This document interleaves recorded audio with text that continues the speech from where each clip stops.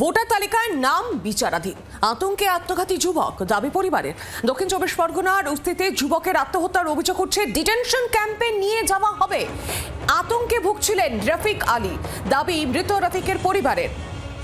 SIR তালিকা প্রকাশ করা হয়েছে এবং সেখানে বহু মানুষের নাম বিচারাধীন, আর সেই আতঙ্কেই আত্মঘাতী এক যুবক। দক্ষিণ চব্বিশ পরগনার উস্তির এই যুবক আত্মহত্যা করেছেন, এমনই অভিযোগ তোলা হচ্ছে তার পরিবারের তরফ থেকে।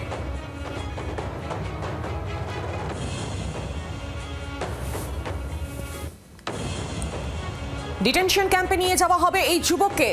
আতঙ্কে ভুগছিলেন রফিক আলী, এমনই দাবি করছেন মৃত রফিকের পরিবারের সদস্যরা।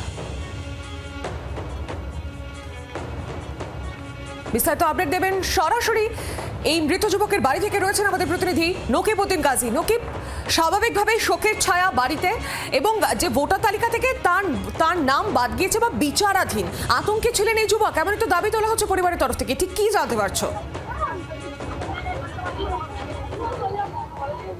দেখো সমি, তোমাকে বলে রাখি যে এই মগরাহাটের পশ্চিম বিধানসভার এলাকার যে উত্তর কুসুমের গ্রাম পঞ্চায়েতের এই যে নওয়াপাড়া গ্রামের যে বাসিন্দা এই যুবক রফিক আলী গাজী, তিনি কিন্তু কয়েকদিন ধরে এই যখন এসআইআর এর ফর্ম ফিল আপের পরেই কিন্তু তার একটা নোটিশ এসেছিল, তারপর থেকেই কিন্তু তিনি আতঙ্কে ভুগছিলেন। তারপরে যে এই যে ভোটার লিস্ট এসছে, সেই ভোটার লিস্টে দেখা যাচ্ছে তার বিচারাধীন বিষয়, ফলে কিন্তু তার পরিবারে আরো 5 জন এরকম আছে। ফলে কিন্তু এই কারণে কিন্তু পরিবারের লোকজনের কাছে বারবার তিনি বলছিলেন কোথাও ধরে নিয়ে যেতে পারে, কোথাও কিছু সমস্যা হতে পারে, সেই কারণে তিনি এই আত্মহত্যা করেছে বলে জানা যাচ্ছে। ইতিমধ্যেই কিন্তু যে রফিক গাজীর পরিবার কিন্তু কান্নায় ভেঙে পড়েছে। আমি একটু দেখাবার চেষ্টা করব যে তারা এই কিসের দাবি তুলছে এবং কেন তার স্ত্রী অর্থাৎ রফিক গাজীর স্ত্রী এটা দাবি তুলছে যে এই এসআইআর এর কারণে তার মৃত্যু হয়েছে। আচ্ছা, আপনার স্বামীর এসআইআর এর কারণে মৃত্যু হয়েছে, এটা কেন?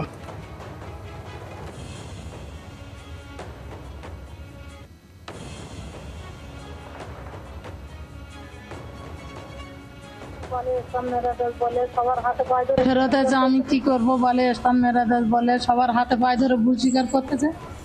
মাপছে এনেছে নে, আর কালকের আমাদের ওখানটা তেড়ে দিল, বললো তোরা বাইরে যা বলে, ওখানটা ওই গোলায় দড়িয়েছে।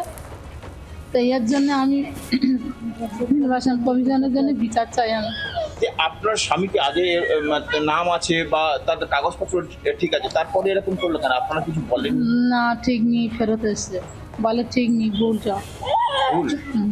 এটা তো সময় আছে আরো, এটা বোঝাননি ওনার অনেকে বই বুঝেছি। আমি বলে না আইবা, আমি বলতেছি বলি ইনে তুমি মকদ্দমা করলে হবে, সবার তো ফেরত হচ্ছে। ভয় পাচ্ছিল কেন? ওই ভয় পেয়ে গেছে, ওই তো বলে তুলে নিয়ে যাবে, বলে তুলে নিয়ে কোথায় আমাদের বন্দি করে দেবে, না তো মেরে ফেলে দেবে।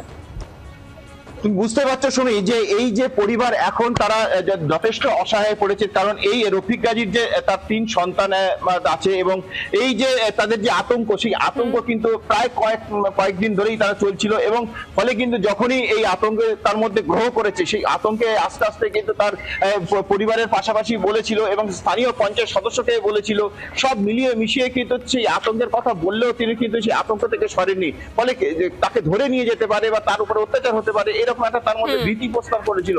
ফলে এই কারণে কিন্তু নিজের ঘরের মধ্যে এভাবে গলায় দড়ি দিয়ে আত্মহত্যা করে। ইতিমধ্যে এই খবর সাংসদ অভিষেক বন্দ্যোপাধ্যায়ের কাছে গেছে, তিনি একটি প্রতিনিধি দল পাঠাচ্ছেন। পোস্টমর্টম করার পরেই তার মৃতদেহ নিয়ে আসা হবে গ্রামে, এবং সাংসদ অভিষেক বন্দ্যোপাধ্যায় যে টিম পাঠাবে তার পরিবারের সঙ্গে কথা বলে তার সঙ্গে আশ্বস্ত করবে, তার পরিবারের পাশে থাকার যে আশ্বাস সেটা দেবেন বলে এমনটাই জানা যাচ্ছে। ফলে এখন বোঝা যাচ্ছে যে এই এসআইআর আতঙ্কে যে মৃত্যু, এই মৃত্যুর ফলেই কিন্তু যে আত্মহত্যা করেছে, ফলে এই গ্রামের কিন্তু এখন কিন্তু থমথমে পরিবেশ, কারণ এরকম অনেকেই নাম জুডিশিয়ালের মধ্যে আছে, বিচারাধীন বিষয় আছে, সেখানে কিন্তু তাদের মধ্যে একটা আতঙ্ক ছড়িয়ে পড়ছে বলে এমনটাই মনে করছে। সমী, বেশ, পরিস্থিতিকে নজর রেখো নকিব, ধন্যবাদ তোমাকে। বাংলার আওয়াজ, বাঙালির আবেগ, জি 24 ঘন্টা।